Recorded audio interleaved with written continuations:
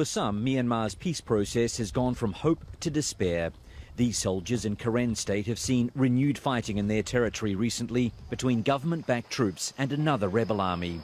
They believe the government and its military are to blame. How can you trust them? How can you believe them? They have not. They say something and they do something else. They promise something and they always break the promise. How can you believe in them? So this is something that we have to reconsider, whether we can trust them or not. For me, they are untrustable. Just weeks ago, rebel organisations and their armies met with the government of Aung San Suu Kyi in the capital Naypyidaw.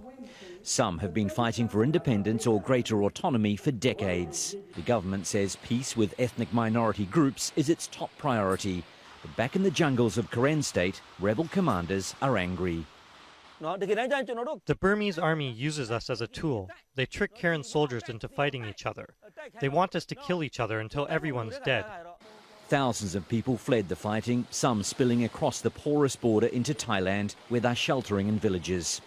The Myanmar army says the fighting is over and it's offered to help people go back home and rebuild.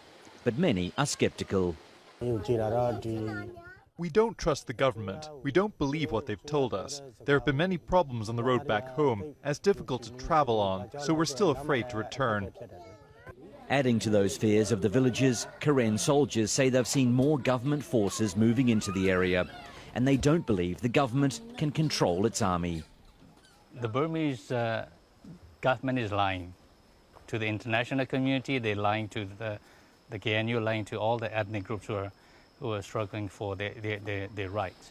They're just buying time. They're getting more territories, and one way or another, sooner or later, they're going to attack. After 50 years of military rule, the ethnic groups say they had high hopes for peace and a better deal under a civilian government.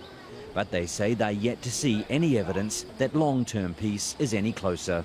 Wayne Hay, Al Jazeera.